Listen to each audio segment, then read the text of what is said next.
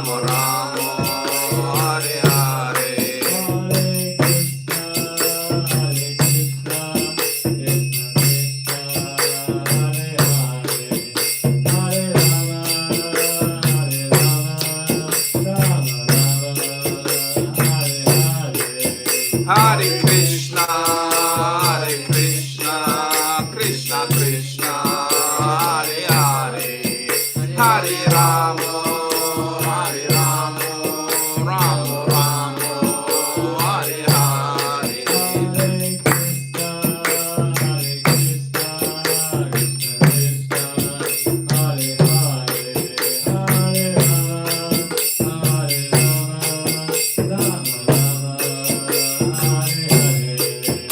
Hare Krishna, Hare Krishna, Krishna Krishna, Hare Hare, Hare Rama, Hare Rama, Rama Rama, Hare Hare, Hare Bol.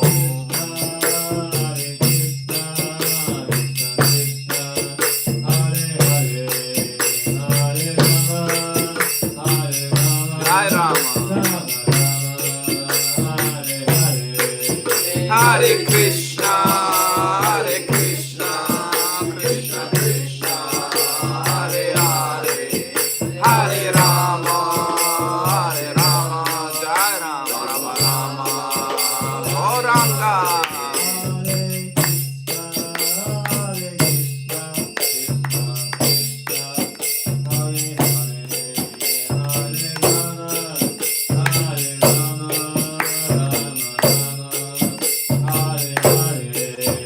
Hare Krishna, Hare Krishna, Krishna Krishna, Hare Hare, Hare Rama, Hare Rama, Rama Rama.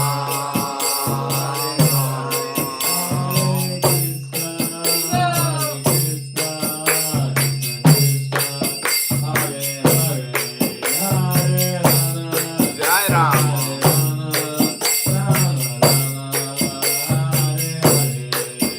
Hare Krishna, Hare Krishna, Krishna Krishna, Hare Hare, Hare Rama, Hare Rama, Rama Rama, Hare Hare.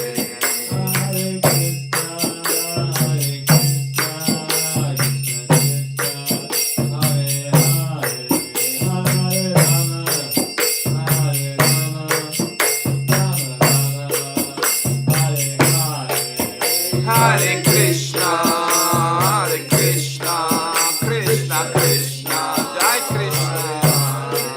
Hare Rama, Hare Rama, Rama Rama, Hare Hare.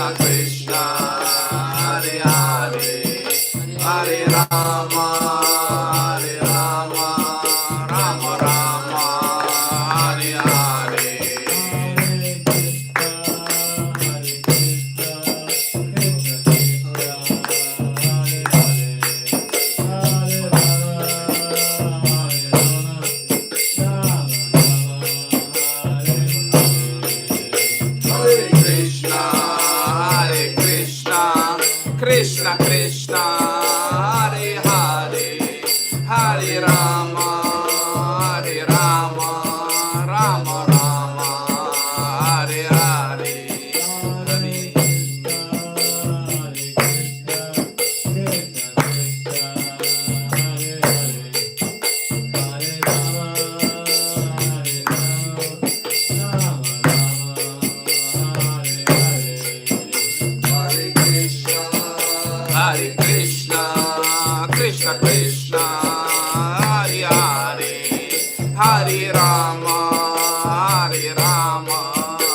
Rama Rama, Hare Hare.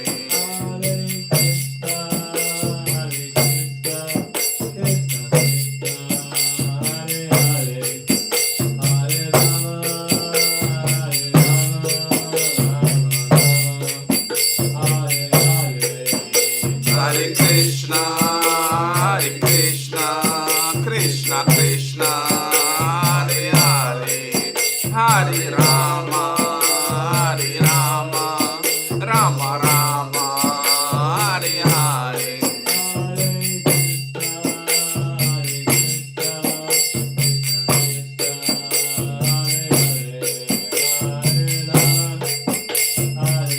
Jai Rama.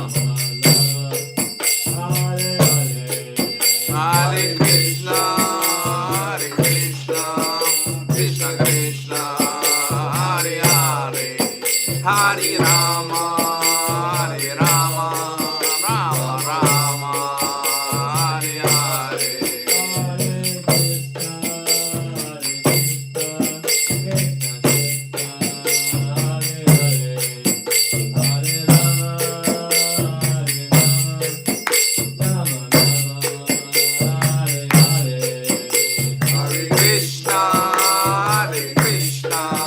Krishna Krishna, Hare Hare, Hare Rama,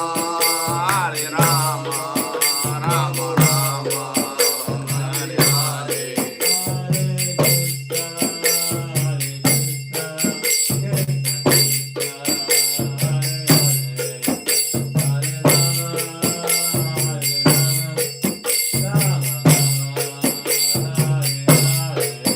Hare Krishna, Krishna Krishna, Hare Hare, Hare Rama, Rama Rama, Hare Hare.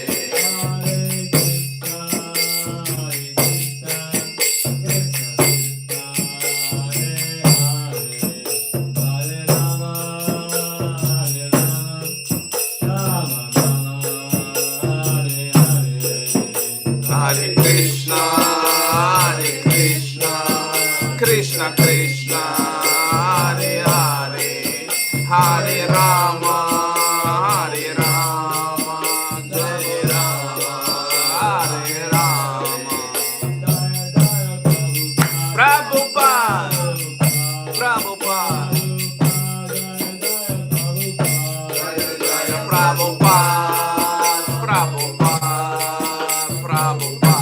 Jaya Prabhupada, Prabhupada, Jaya Prabhupada, Prabhupada, Jaya Prabhupada, Jaya Prabhupada.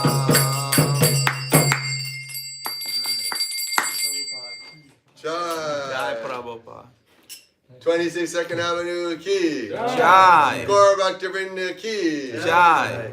So, Krishna. welcome this evening, devotees, to our Saturday program in which we're in the service of Srila Prabhupada, studying Bhagavad Gita, Krishna's teachings, and engaging in glorifying Krishna through kirtan, having prasadam, and doing it all together nicely. We're trying to preserve Srila Prabhupada's legacy by practicing Krishna consciousness in public the way that he taught people to do it.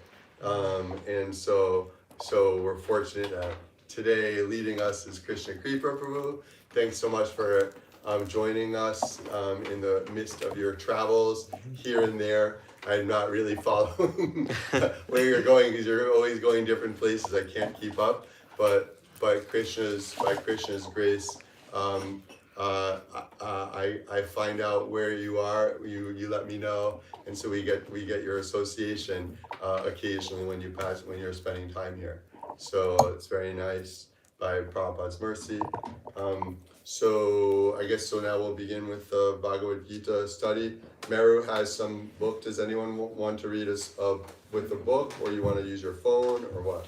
Anyone needs book? Take one. Where are we reading from? We're going in order. So we're doing the verse after last week. which It was is nine something. Yeah, nine, yeah, 9, yeah. 10. it's 9:10, right? So Yes, yeah, it's chapter 9, text 10. You have it just right. Yeah. Very good.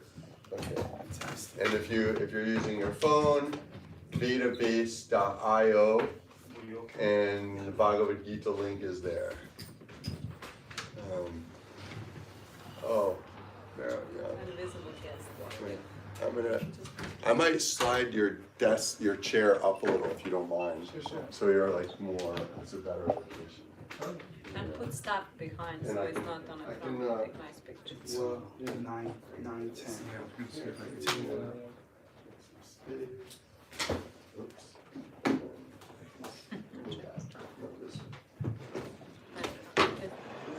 There you go. There, and then you can slide up here if you don't mind.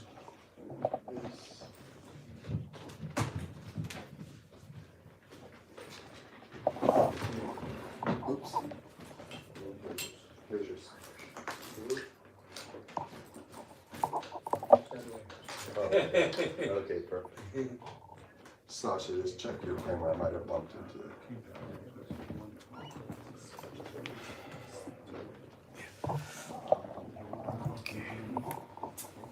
Thank you so much for coming, everyone.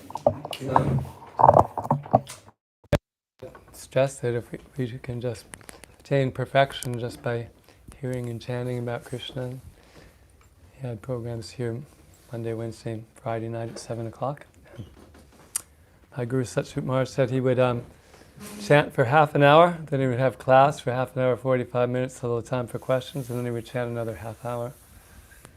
And our program is similar, but not exactly. Yeah. It's we do. Although sometimes I hear opinions about how it could be. But here the class goes till about 7. Then we have another kirtan, and Right. Krishna Kripa can meet us in that ecstatically. So, Om Namo, thank you. Om Namo Bhagavate Vasudevaya. Om Bhagavate Vasudevaya.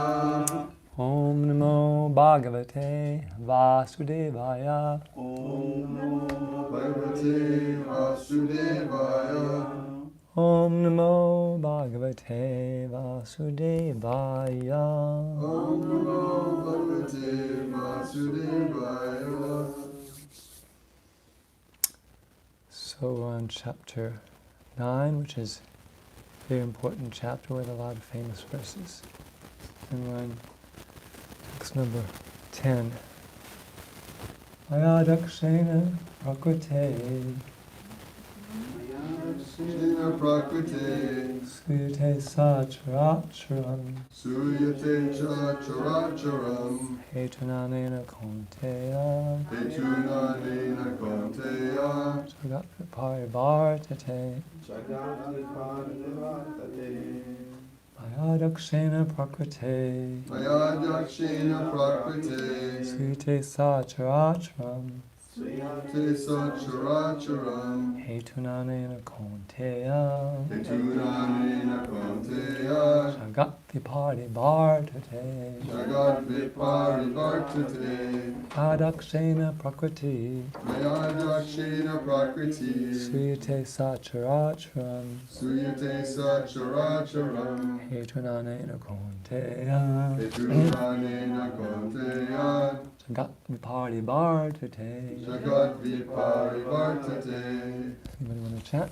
Ayadaksena Prakriti Ayadaksena Prakriti Suyate Sacharacharam suyate sacharacharam Hetunanena Konteya hetunanena konteya Jagat Viparivartate jagat parivartate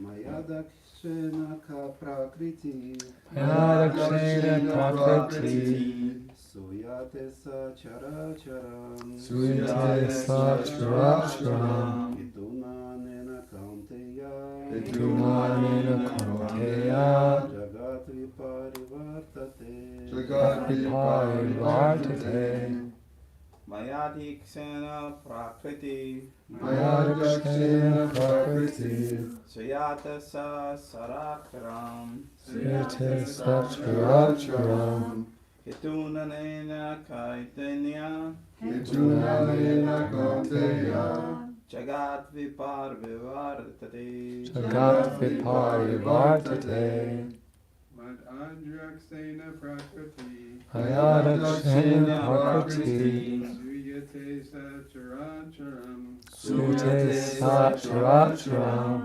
Hitunanena Kunteya Hitunanena Kunteya Jagat Vipar Vivartate Jagat Viparivartate.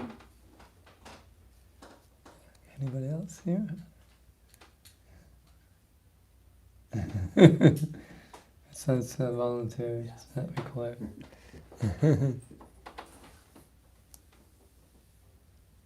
So, I guess we'll go through the words. Maya, Maya, by me, by me. Adyakshena, Adakshena, by superintendence. by superintendence. Prakritihi, Prakriti material nature. Material nature. Suyate, Suyate, manifests. manifest Sa, Sa both. Atram, the moving and the non-moving. moving and the non-moving. Hetuna, Hetuna for the reason. for the reason. for the reason. Anena, Anena this. this Kunteya, Kauteya, O son of Kunti. O son of Kunti. Jagat, Jagat, the material manifestation. the material manifestation. Viparivartate, Viparivartate is working. is working. Translation. This material nature, which is one of my energies, is working under my direction, O son of Kunti, producing all moving and non-moving beings. Under its rule, this manifestation is created and annihilated again and again. Purport by Srila Prabhupada. It is clearly stated here that the Supreme Lord, although aloof from all the activities of the material world, remains the Supreme Director. The Supreme Lord is the Supreme Will and the background of this material manifestation, but the management is being conducted by material nature. Krishna also states in Bhagavad Gita that of all the different living entities in different forms and species, I am the Father. The Father gives seeds to the womb of the mother for the child. Similarly, the Supreme Lord, by his mere glance, injects all the living entities into the womb of material nature, and they come out in their different forms and species according to their last desires and activities. All these living entities, although born under the glance of the Supreme Lord, take their different bodies according to their past deeds and desires. So the Lord is not directly attached to this material creation. He simply glances over the material nature. Material nature is thus activated. Everything is created immediately. Because he glances over the material nature, there's undoubtedly activity on the part of the Supreme Lord, but he has nothing to do with the manifestations of the material world directly. This example is given in this Smriti. When there is a fragrant flower before someone, the fragrance is touched by the smelling power of the person, yet the smelling and the flower are detached from one another. There's a similar connection between the material world and the Supreme Personality of Godhead. Actually has nothing to do with this material world, but he creates by his glance and ordains. Summary, material nature without the superintendence of the Supreme Personality of Godhead cannot do anything, yet the Supreme Personality is detached from all material activities. Jnana Timandasya Gyananjana Shlakaya Chakshurunamitam Yena Tasma Shri Guruvena Namo Vishnupadaya Krishna Prasthaya Bhulale Srimati Bhaktivedanta Swami Te Saraswati Devi Bhagavani Charani Nirvashesha Shunivadi Vastatish Jai Shri Krishna Chaitanya Bhagavan Shri Veda Gadadhara Shri Vasadi Gaura Hare Krishna Krishna Krishna Krishna Hare Hare Hare Rama Rama Rama Rama Hare Hare Panchakalpatabhyascha Kripa Sindhubhyascha Patitanam Pavanebhyo Vaishnavebhyo Namo Namaha. So actually, recently when I've given class here, I've decided I would look at what Prabhupada said about this verse in this very place in 66.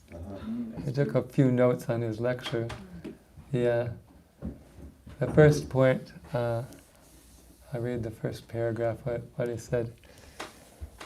Whatever changes and wonderful things happening you are observing in this material nature, that is under my superintendence. So he summarizes the verse. There is brain, not without brain. As you cannot see anything in this material world within your experience, so everything behind it has a good brain. Anything. You can't prove that this thing automatically is being done without a brain behind it. Can you give us any solitary example that a wonderful thing has happened without a brain behind it? You cannot say. You cannot even give a single example within your experience. So that's one of Prabhupada's arguments. Basically, it's the argument of design, that we see some complex order existing, and there must be something that made that order happen. So that's one point that Prabhupada would frequently make. The material scientists whose view we're indoctrinated with in this culture, they have an idea that the living entities are produced by the material nature, but they don't have an idea that there's something behind the material nature. There's but it actually it doesn't make sense. There's an interesting story. When Darwin came out with this theory of origin of species, and the idea that everything was developing by a process of natural selection, there was another guy also who came up with a theory at the same time, who's less famous, and his name was Alfred Russel Wallace, but he was researching, and he found that people who were born in very primitive societies that didn't have advanced knowledge, they could be trained to do calculus and advanced mathematics, although the culture they're born with actually had no use for it at all. So according to this theory of natural selection, that ability should never have arisen because it had absolutely zero use to them in the culture they're brought into. But somehow they had these abilities, you know. So this Alfred Russel Wallace decided that this idea of natural selection isn't sufficient to make, and he decided that there was some spirit beings who were manipulating the process, and therefore all these things were happening when they couldn't be accounted for. So of course, Charles Darwin probably had a heart attack when he heard that, because it was completely against the idea. But it goes to show that Wallace was intelligent. He was saying, wait, this idea of natural selection, you can't actually explain these things. You know? There has to be some intelligence. So, and I worked with a devotee scientist who, Sadhuputta Prabhu, who was always looking for evidence supporting the Vedic idea and evidence showing that the different materialistic explanations for complicated life forms arising by chance were actually flawed. And he was saying that in the 1960s, the mathematicians presented to the biologists, according to our calculations of probability, this idea that complex forms evolve from simpler ones, it doesn't actually make sense. It could never have happened. The probabilities just are prohibitively small, you know. So the biologist said, well, we know we got here by evolution, so you must have made some mistake in your calculations. so that after they got that response, they realized the kind of people they were dealing with, and they didn't further make that point. So it is a fact that the material nature is producing amazingly complicated creatures, and there's no way that this could happen without intelligence behind it. If you think about, like, a child is born maybe is 1.5 feet in size, right? And then by the time he grows to be like 20 years old, he's like 6 feet. So it's actually increased by a factor of 4, right? But the whole time, his body was functioning, right? So suppose you asked an engineer to design a machine, right, that increases by a factor of 4 at the same time it's operating, right? Could anybody design such a machine? No. It's like, and then another thing is, so we have a male and female bodies, and they get together and they produce offspring. So could you ask an engineer, right, to build a machine that could make a copy of itself, right? I mean, he would definitely get the Nobel Prize for engineering if they have such a thing, right? So these things are going on a daily basis, you know, that people are taking birth and people are growing, you know, and it's more complicated than a human engineer could design. Therefore, the conclusion is there must be somebody behind it who's a superhuman engineer, right? Because otherwise it couldn't be possible. Not that it just happens according to some random interactions of chemical substances according to physical laws. You know, that you would think it would have a superhuman engineer because it's a superhuman achievement. So another point he made in that original lecture he gave on this verse: the ultimate cause cannot be void. How can it be void? Do you think from void something comes out? Do you think your body has come from some void? No, behind this body is your father and your mother. How can you say everything has come out of void? This is all, I mean to say, less intelligent. Right? So we had our parents and they had their parents. And but that it's less intelligent to say that something has come out from nothing, especially something very complicated is coming out from nothing. But the last point that he made in the lecture was that that this material nature, these material bodies, they're changing, but we learn in the Bhagavad Gita in the first chapter, as conscious living beings, we're unchanging, and therefore we're actually in a very incompatible situation. We're eternally unchanging beings in a body that's always changing, and therefore, no matter what situation we're in, we're not actually completely happy. And he would use, to make that point, he would use the analogy of the fish, that even if you try to make the fish comfortable by all means, if you've taken the fish out of the water, there's nothing that's really going to make the fish happy unless you put it back in the water. And because we're eternal spiritual beings and we're in a temporary material world, then no matter how we adjust this material world with our intelligence, it'll never be perfectly compatible with our eternal spiritual self. Right? So those are the points that he made in his lecture. And then he gave another lecture in Calcutta on the same verse, and he was talking about how he had a disciple who was had a doctorate in chemistry, namely Swarup Damodar Goswami, and how he challenged a Nobel Prize winner.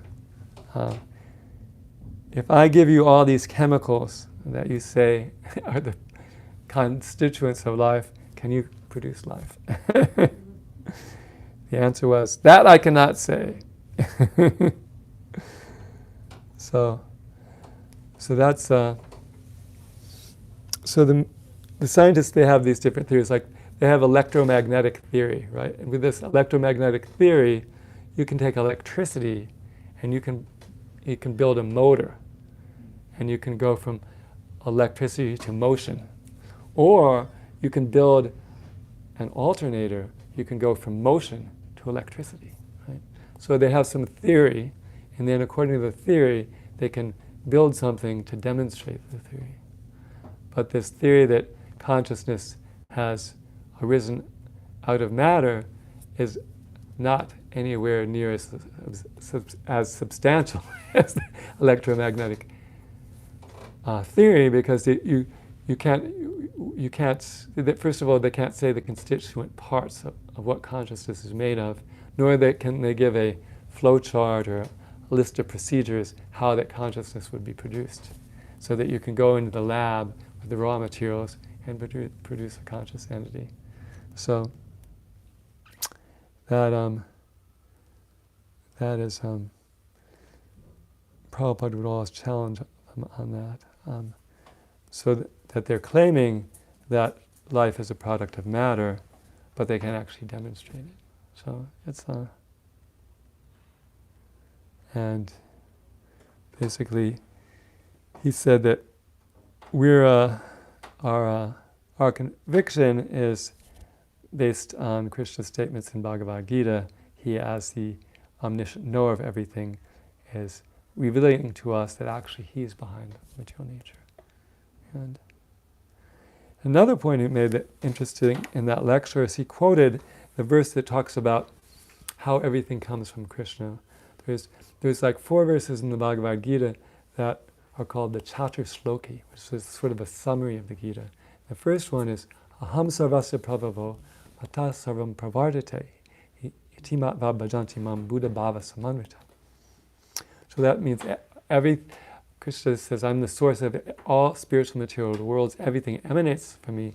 The wise who know this perfectly engage in my devotional service and worship me with all their hearts. So he makes the point that our feelings for God, they're actually based on our knowledge of God. And that's what that verse is saying, that when we understand that Krishna is the source of everything and everything comes from him, then we can place our devotion in him. So we have different, there's different kinds of sentimental religionists who don't really have any substantial knowledge underlying their devotion, but he has this line in the lecture: sentiment must be there, but that is after understanding. So our sentiment of love of Krishna is based on understanding the truth about Krishna, how he's the source of everything, we're part and parcel of Krishna, we have an eternal relationship like that. It's based on knowledge of the reality of Krishna.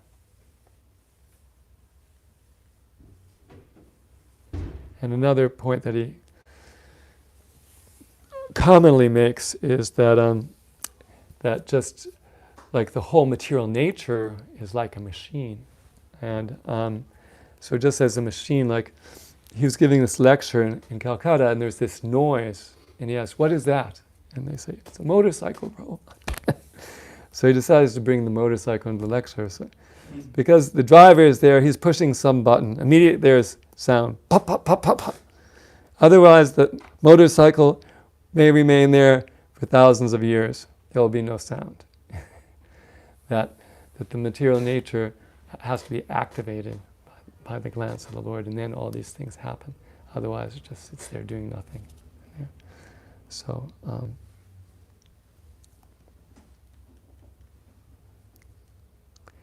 and another thing is, he makes the point is that the chemists, they deal with different chemical elements, but where do the chemical elements originally come from? they say there's in the beginning there's an explosion. So where is the thing that explodes come from? So that's never really defined. And although he doesn't mention it, the same can be said. The physicists, they study the laws of physics, but where do the laws of physics come from? We talk about Newton's laws, right? But it's not that Newton created the laws. The laws existed for thousands of years before Newton. There's a funny story about Newton. I have a friend who got a PhD in history of science. Do you know Steve Mooney? Yeah, of course. Did you know he got a PhD in history of science? I knew that he was going back to school to do like history or something.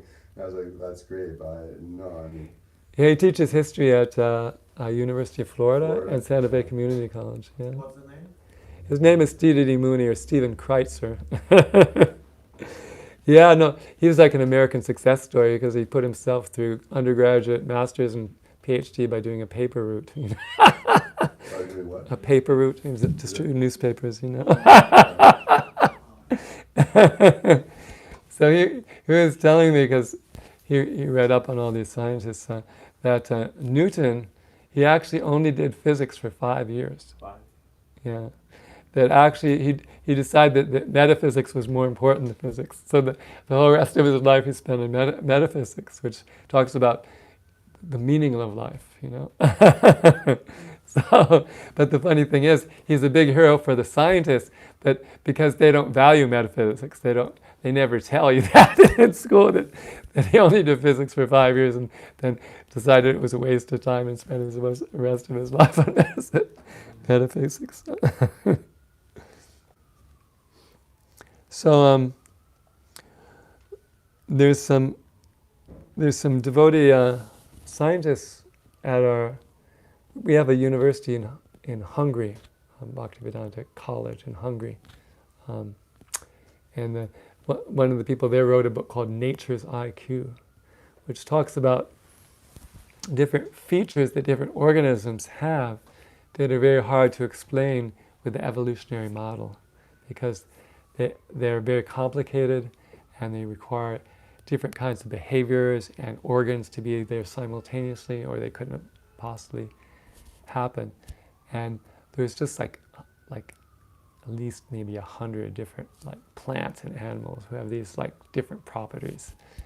And one of them was there was this bird in I think it was New Zealand or Australia, and it built this incubator for its eggs, right? And it kept the eggs within 1 degree Celsius, although the outside temperature varied over 40 degrees. And it would have rotting vegetable matter in the bottom that would warm it up, And then depending on how much light was coming from the sun, it would either uncover it or cover it up. So, and it had a thermometer in its beak, so it could test how well it was doing, And the thing is, the new birds, they didn't see their parents build this thing, right? But they knew how to build it spontaneously. But if they didn't do it perfectly, the thing wouldn't incubate, and the little one wouldn't survive, So Prabhupada would protest against this idea of instinct, because they would, the scientists would say, well, the animals have this instinct, but what is this instinct? Actually, Krishna says that he's seated in the core of everyone's heart, and from him come knowledge, remembrance, and forgetfulness. So actually, Krishna is dictating to the animals how to do these amazing things, But they sort of just create this word instinct, which doesn't actually explain anything, and therefore he would deprecate that. Then there's dozens of these things, but I can't only remember a couple of them. There's this bird that flies across the Gulf of Mexico, several hundred miles. In order to make it, it has to eat so much that it's twice as big as its normal size. So that's really artificial for an animal to eat so much that's twice as big. That's serious, yeah. Then it has to fly, And if it's 10% less, it won't make it. It'll fall into the water before it gets, So it has to know exactly how much to eat in order otherwise. And then there's also these different migratory birds. They have to know the time and the route where they have to go. But, they don't see their parents doing it. So there is a lot of evidence that there's a lot of intelligence behind the... So the Bhagavad Gita is revealing that intelligence actually comes from Krishna, and he's behind it, and everything is working according to his direction. And the other interesting thing that he didn't mention in any of those lectures, but he mentions in this purport, is that Krishna, he's not really all wrapped up in it. It's just going on by his desire. He's playing with his cowherd boyfriend, he's dancing with his cowherd girlfriends, and he's running from Mother Yashoda's stick and having a good time. And his Vishnu forms are creating these universes and glancing at them, and the whole thing is going on. That this whole material world is just created as a place for the people who didn't want to serve him in the spiritual world. So it's, Prabhupada would describe it's like a prison house, this material world. And that the government always, funds a prison house, because it knows there's always going to be some people who are going to break the law, And the government also funds the public universities, and it funds the prison, right? But it's up to the people. You can decide you want to go to the university and act in a certain way, or you can decide you want to go to the prison and act in another way. But the state is neutral. It's not sending some people to the university whimsically and sending other people to the prison. It's actually according to their own desire and their activities that they end up in different places. Good point. Yeah. And then the other aspect of the prison analogy is that the people who aren't aware of the fact that this is a prison and that there's another world beyond this world, they're just trying to get a better cell in the prison. So we have a choice. We can get out of the prison, or we can try and find the absolute best cell in the prison. So the materialists are compared to those people who are trying to get a good cell in the prison, whereas the transcendentalists are the people who are trying to get out of the prison by good behavior, actually. And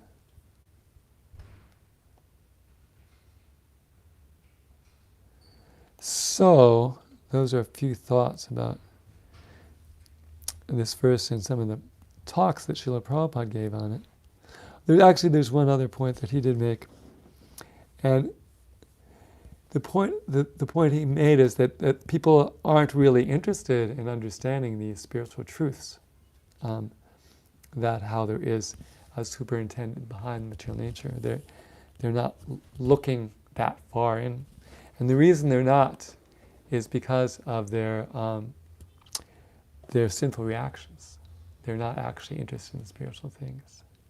And therefore we first try to make people Sukritina, pious. Hare Krishna. Chant Hare Krishna. He'll become Sukriti. He'll become a good guy. He'll get some pious assets.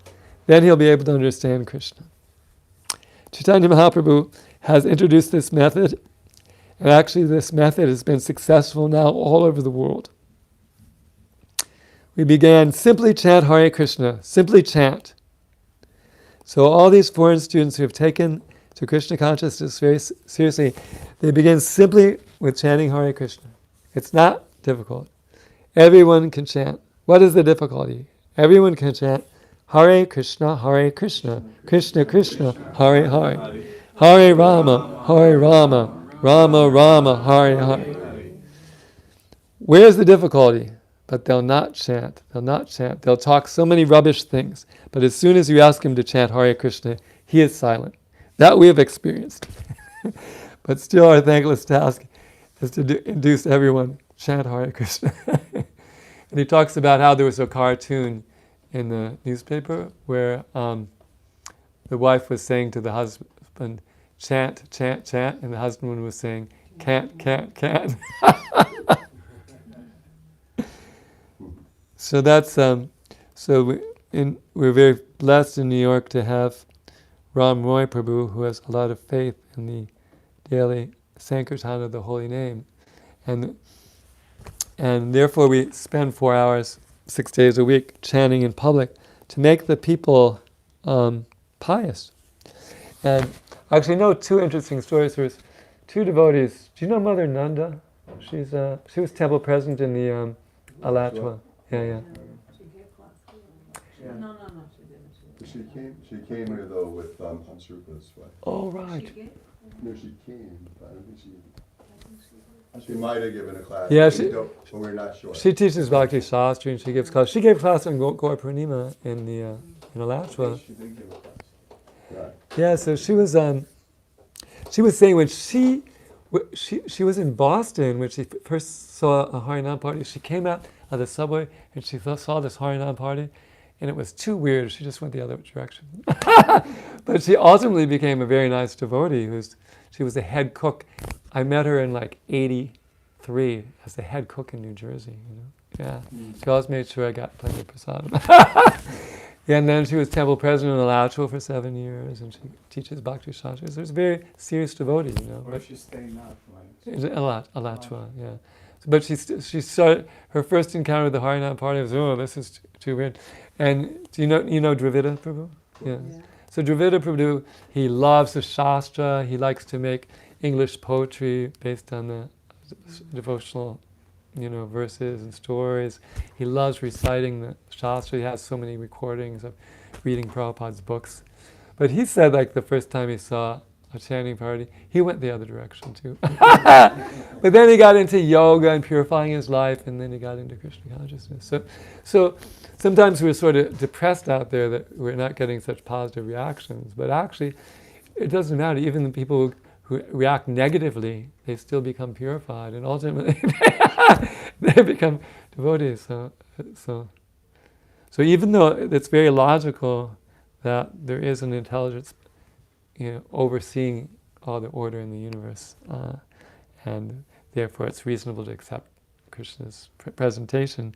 Because of people's impiety, they can't do it. But when we engage them in devotional service by hearing the holy name, by taking prasadam, by seeing the books even if they aren't willing to purchase them, seeing the pure souls who are completely absorbed in devotional service, they will ultimately become purified to the extent that they can become devotees. So this is a very mystical transcendental process based on the idea that there's no difference between Krishna and his holy name. That Krishna has invested all his potencies, Nija Sarva Shakti, in his name. And therefore, mysteriously, everyone is benefiting often unconsciously. So those are a few thoughts about these verses in the lectures. Somebody have any? I'm not. Some people love to talk, and it's like you have to get them to stop before the hour is up. But I'm not somebody like that. But I love to answer questions. So if anybody has any questions about any aspect of the philosophy, I'll do my best to answer it. One person. Yes, Atma, Nivedi, Prabhu. Comment and then question. Okay. So I was thinking about the last point you made for the comment, because people may think Krishna consciousness is weird when they come across it, but then they may become a devotee later because they got purified. Mm. But I think maybe that has something to do with when they're thinking it's weird, like I did too, but they're thinking about Krishna. Right. Because that's better than being indifferent. Yeah. Right? Because being indifferent, like some people, they see the devotee, they see devotees, whether just reading a book or chanting Hare Krishna, and it's like they don't even notice them. And that's worse. But if someone reacts sort of like, why are you doing this? Or I don't understand this, or this is not for me. But then afterwards they think about it a little bit, because that means they're thinking, well, there's something different about that. And then about this Hare Krishna people or Krishna himself. And so then they think a little about Krishna, but Krishna is really attractive. So just by thinking about him, then eventually, because I know when I first went to a temple, and it was a Ritvik temple, and I saw. Where was this? In Freeport? No, it was Another? 1989. It was in Harlem, and it's Kapindra Swami. He was, Oh, right. I think it was before he made himself. He initiated himself as a sannyasi. I don't think he was sannyasi. Maybe he was. I can't remember. But anyway, he was. Kapindra was there. He was a little weird, because they were Ritvik, and they were among the Ritviks. They were weirder than the average. but still. But then I was whatever Krishna inspired me to be pious enough to give probably $5 or something Wow. like that, and I got a sign. You're more pious than me. And then I read the book, and so then then I found Krishna was attractive because his teachings were like better than any other teaching I ever read. So and then so that was my comment, and then the question. Well, thank you for that. I think that I guess I could just comment on your comment. I think it's a good comment because it's a fact that thinking about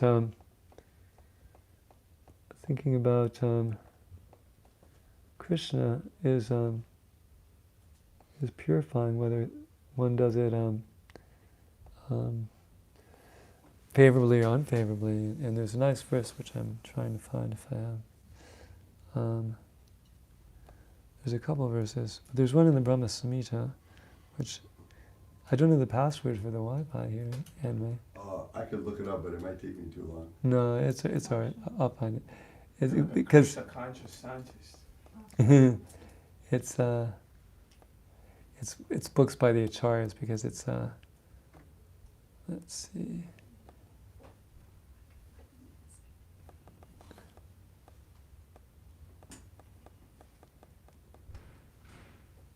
Let's see.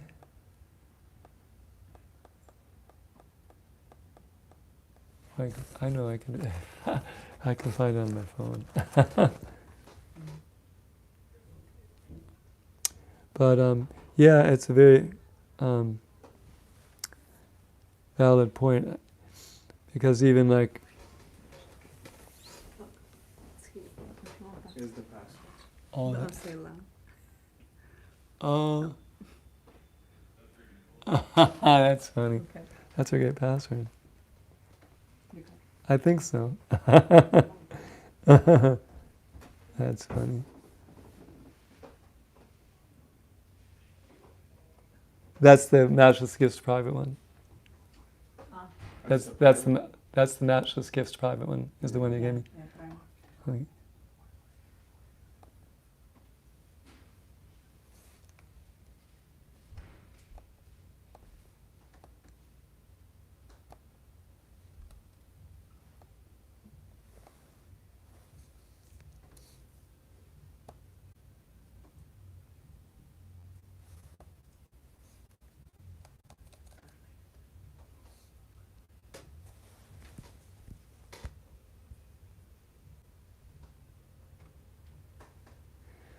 So, let's see. So, why didn't you tell me your question then? Okay. So I think this question is perfect Oh yeah. for you.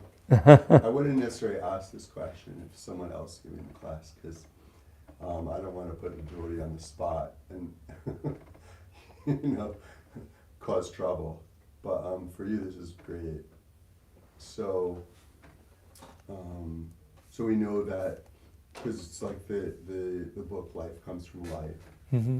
and then you were talking when you were discussing towards the beginning of the class was right. It was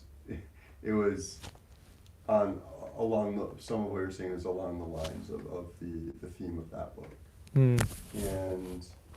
And then you also said how scientists, like, if you have, let's see, they don't have one big machine that can itself create a machine just like it of the same size and everything. Yeah. So that was you were giving an example. So I guess I've been stumped before. I almost never get stumped by anyone challenging our philosophy, but I have been on science because my scientific knowledge isn't good enough. Because I hated science in high school, so I stopped.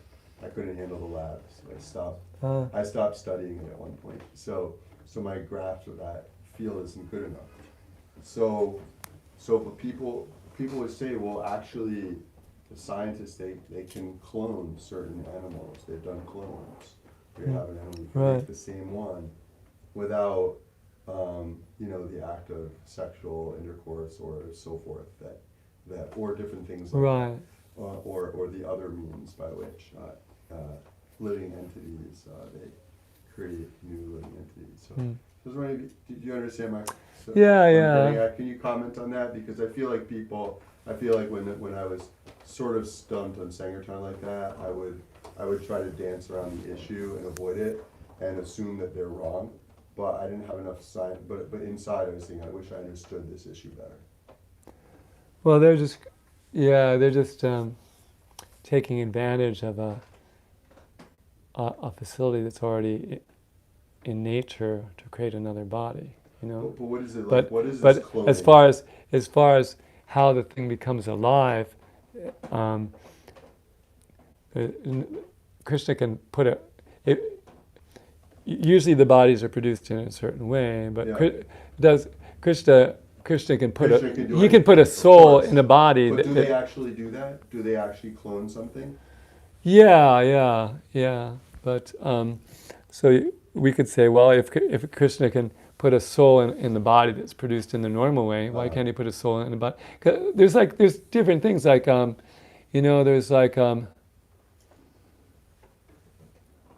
there's like somebody. There's cases where somebody dies and then another spirit takes over their body, Mm-hmm. So that's sort of like that. Yeah. So, but if fully agree with that philosophical point, and that would be the response. However, that does that not interfere with the argument that you guys can't create life from matter? And they're like, well, we did over here, and you're like, okay, you did over here, but God made it work. But then so if they can, you know what I'm saying? Yeah, well, How do you argue that point? the whole thing is that the whole idea of these, cells dividing, the egg cell and the sperm cell and dividing and producing, that's set up by, we would say, by material nature, by God. So you're just starting the process. You're starting the process in an artificial way, but you're taking advantage of the mechanism that Krishna's already designed. You're just starting the thing, dividing in a non-standard way, but you're taking advantage of a process that's existing. It's not like you created that process by which the cells, form into embryos and ultimately. Right. Yeah. But then can you fully agree? Like if you said, why don't you build a cell, and then make it reproduce, but they couldn't, It's. But can you then argue that they can create life? They can create life as Krishna can. They can create bodies for the material nature, but they can't put souls in the bodies. They can't make them conscious. Right, but our argument is proof of the soul Right. and of God Right. is that they cannot create the process by which another living entity comes to be that is animate as another being is. That for us, that's proof of the soul and of God. So if they can create that process, then another being. See what I'm saying? Mm.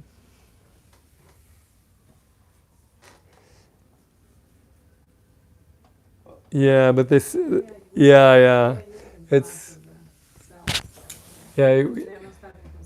See Not that? starting from scratch. Yeah, the thing is that the proof that the consciousness is different from the body, from the empirical point of view, is that when in the near-death experiences, people perceive themselves floating above the body and perceive them working on the body. So that's empirical evidence that the conscious self is different than the body. So how did you put the conscious self in the body? We would say that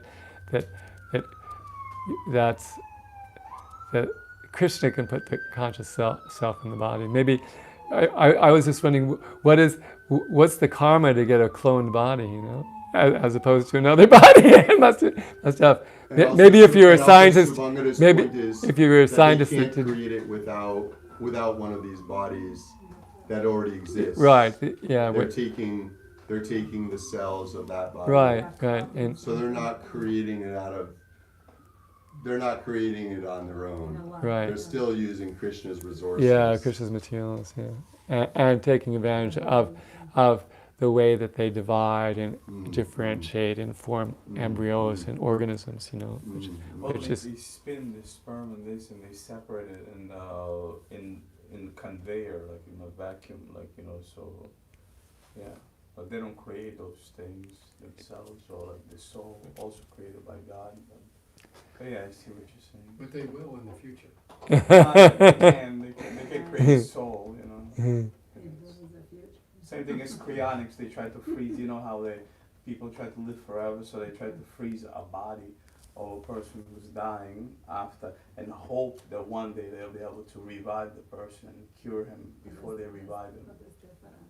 Because they can freeze now, we know. Yeah, but they can, I don't think they'll be able to revive a person, because God is responsible for the soul. And the soul isn't going to hang out in the cryogenic solution for years, probably. I'm just waiting for the body to. That's why rich people, they freeze their bodies later. At any rate, yeah, it's like you can build a bird-house, and then a bird will move into it, So they can create a body, and then the soul can move into it. Krishna could put a soul in the body that somebody else creates, if they had the karma to get a cloned body.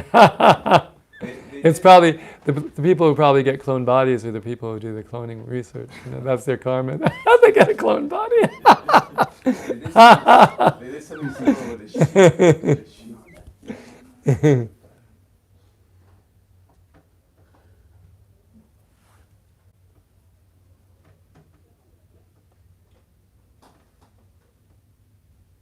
Oh, so there's this, I adore the primeval Lord Govinda, the meditators of whom, by meditating upon him under the sway of wrath, amorous passion, natural friendly love, fear, parental affection, delusion, reverence, and willing service, attained to bodily forms befitting the nature of their contemplation. So he includes delusion and anger and fear, which are considered negative things, but they still get a bodily form, befitting the nature of their contemplation.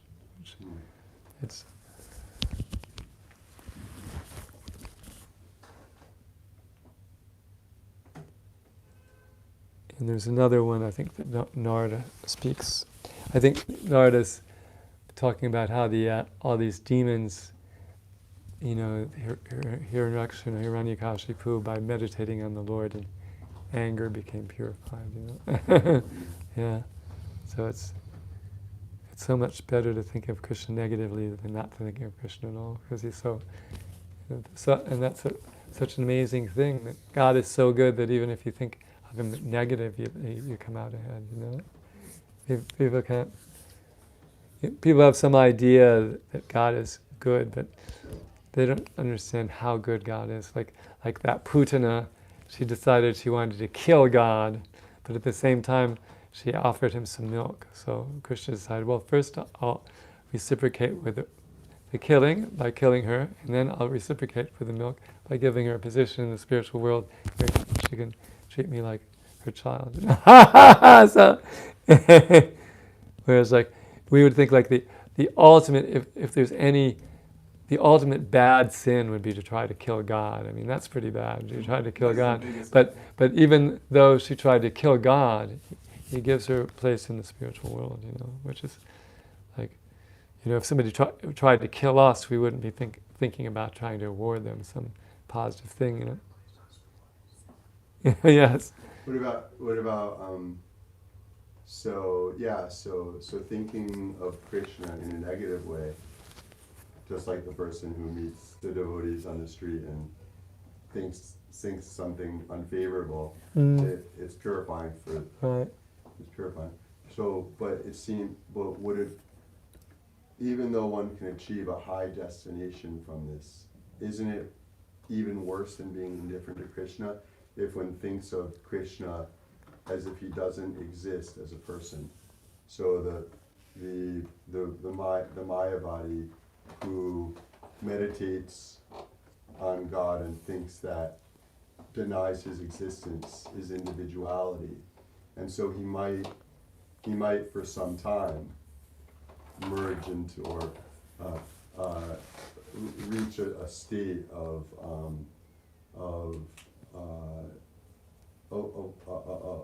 detachment from duality, but it's based on a misconception of who God is, and it's based on envy. So then that person has to fall down from that artificially achieved liberated state, and then becomes materialist again. So I'm thinking that's like in some ways that seems worse than just. Yeah, well, that's not really meditating on Krishna, you know. Yeah, exactly. So that's why. And there's like in the one of the verses of the Namastika has a verse about that. Let's see if I can find Namastika.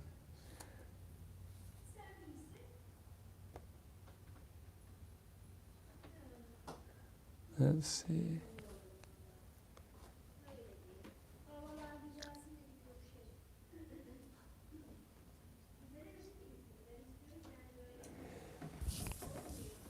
O holy name, the Vedas declare that although meditation on impersonal Brahman cannot bring freedom from past karma, your appearance on the tongue of your chanter at once makes all karma disappear. So this meditation on the impersonal Brahman can't even give liberation, according to that. It's the Namastika of Rupa Goswami number 4. O holy name, the Vedas declare that although meditation on impersonal Brahman cannot bring freedom from past karma, your appearance on the tongue of your chanter at once makes all karma disappear. So this meditation on impersonal Brahman isn't very powerful compared to chanting the holy name.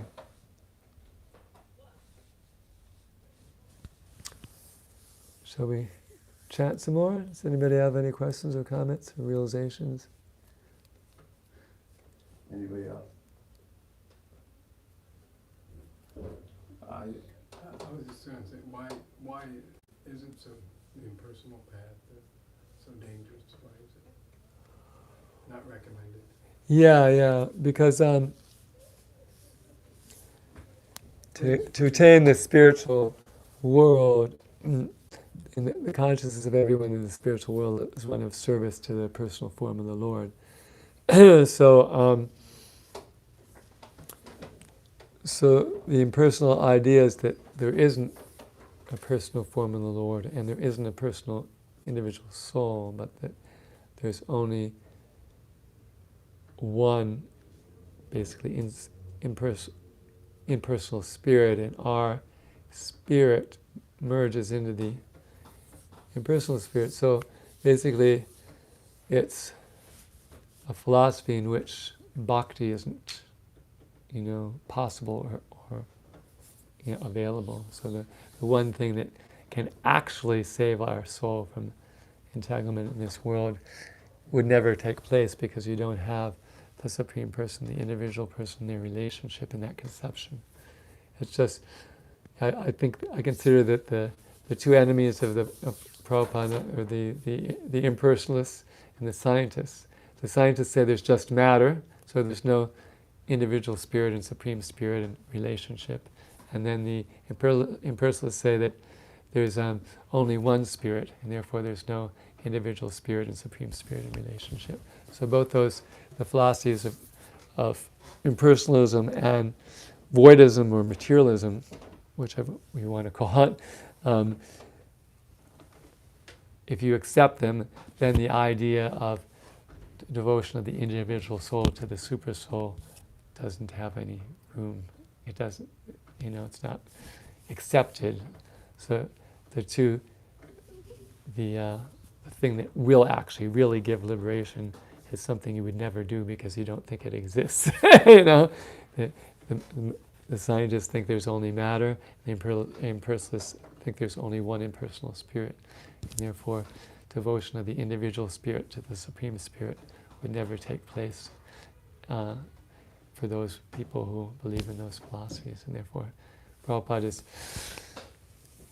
Pranam Mantra says that he delivers the Western countries from impersonalism and voidism. Shunyavadi Paschat, Nirvasesha Shunyavadi Paschatya Deshtarina. He delivers the Western world from the impersonalism and the voidism. Whereas voidism is materialism, basically. It's not always described, voidism is not always described as materialism, so should you elaborate on that? Well, in the sense that there's only material and there's no spirit. It's related like. Because sometimes voidism would be considered the philosophy of Buddhism. No? Right. But it's. I mean, I agree. I'm just. Yeah. It's interesting. You could say it's like a.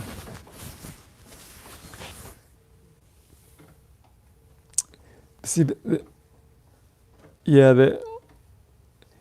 they all accept matter, but they accept a void that's beyond matter, I guess. So they accept two things: matter and the void. That's all. It doesn't really mean anything. Yeah. A void that's above matter, and it means nothing's above matter. It's not going to be above. Yeah, or besides matter. There's something above matter, but it doesn't exist. That's sort of like self-conscious. Yeah, it's sort of a. Right. Yeah. And therefore, ultimately, it's like materialism. It's like.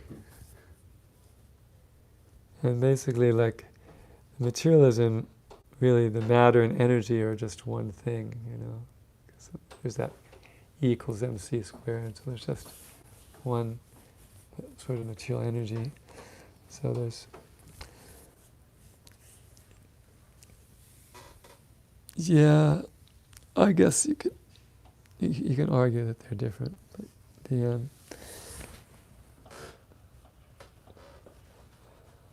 sometimes Prabhupada would relate the scientists and the Buddhists as similar. But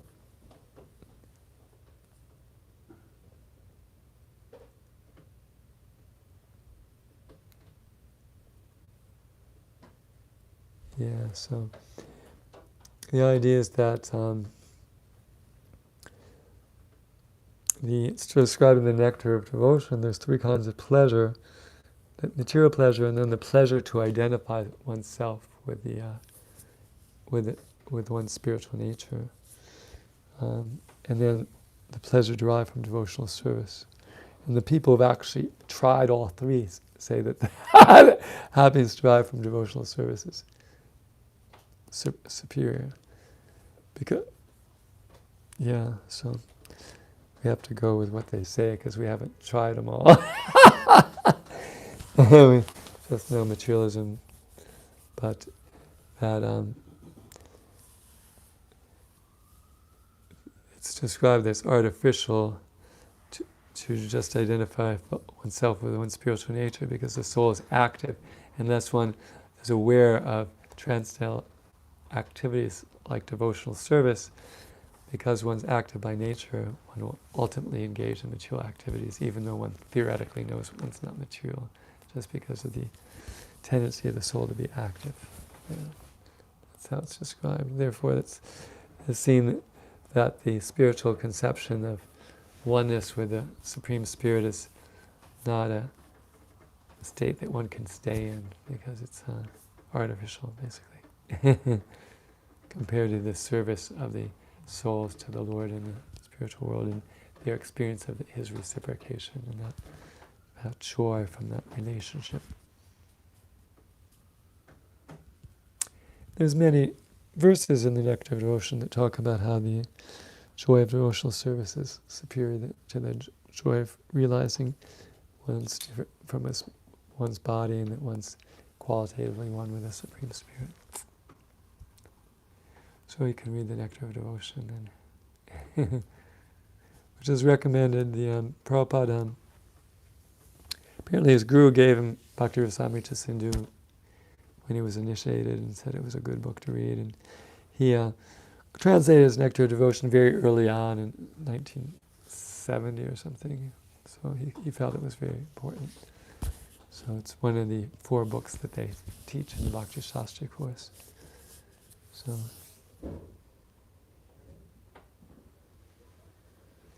let's do some more chanting. Did you want to lead? Okay. Will you lead for half an hour? No! For a good period of time. Okay. No, I should let other people lead. Okay. Yeah.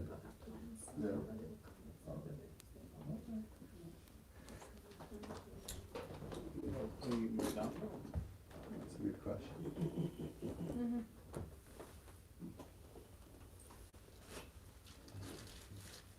How many Mridanga players do we have here? Do you play Mridanga? We have 2. You and me. You and I. Hi.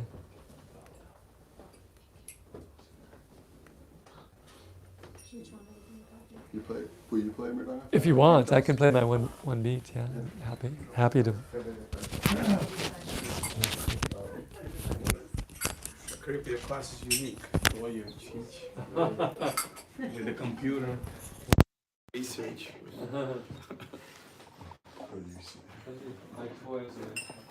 You need one more? Yeah. Two.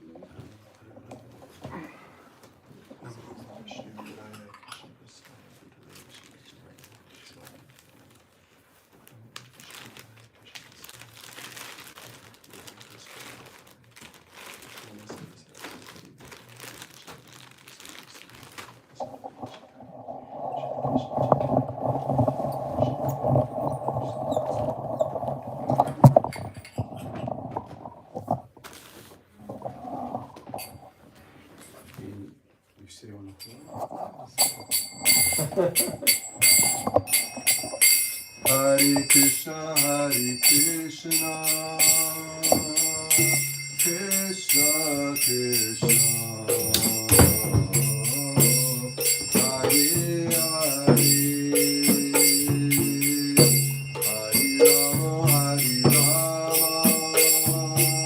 Hare Krishna, Krishna Krishna,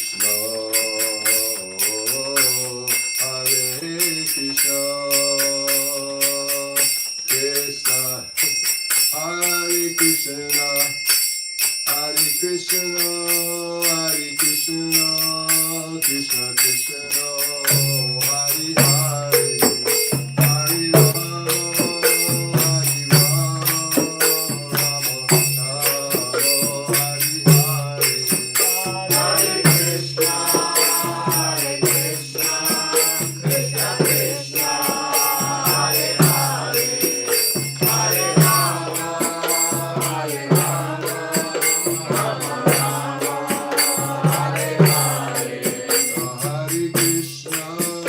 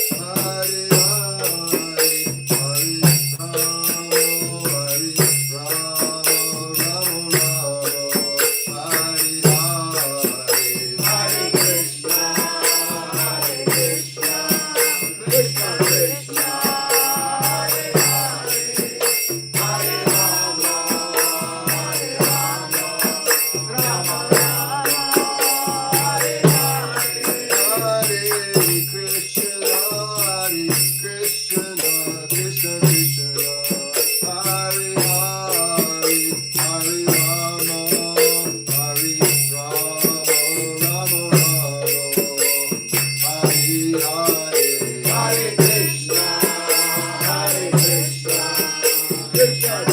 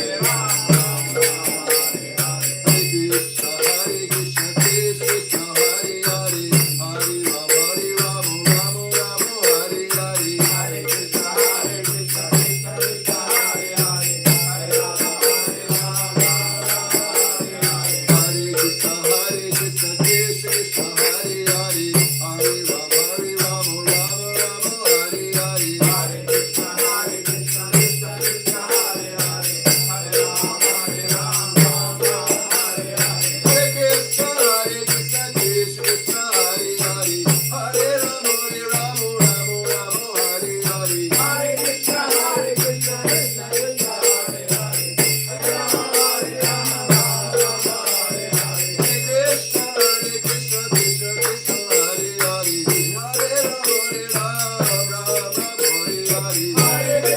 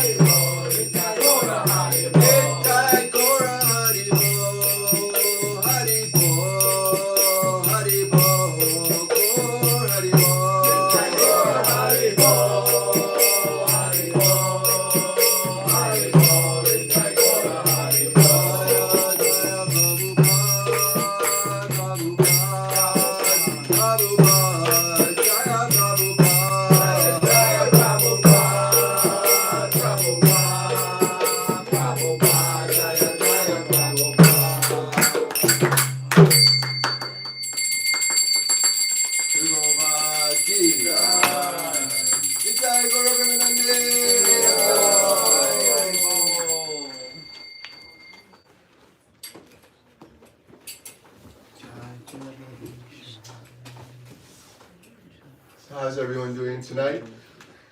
Everyone's okay? Thank you for singing. So It was funny to hear, it's pretty good.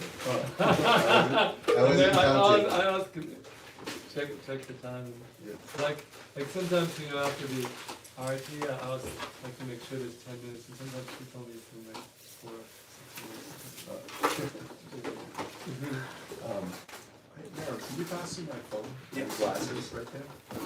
So I'll make brief. Okay. What's today? Today's the. Okay. So yeah. So next. So we'll make brief announcements while prasadam is being served and brought to you, and we have thanks to the prasadam preparers, including Bhakta Sasha and what's her initiating? Govindanandi. Lilamrita. Wow. I'm not so good because so and Govinda Lilamrita. Okay. Thank you so much. Sergey will bring a donation box, but you know, Krishna funds everything. He designs everything, also funds things. And so classes for the Saturdays coming up. So next Saturday is March 28th. Ram Roy Prabhu is back and is slated to give class then. Need to confirm with him. Then April 4th is Acharya Nishta visiting here. April 11th, Saturday, April 11th is Sri Prahlad. I think you're 18, right? Yes, April 18th is Krishna Kripa, and then thereafter to be announced. And that's all. And you join me expressing appreciation to Krishna Kripa for leading us in wonderful Krishna Kirtan. Krishna Kripa ki jai.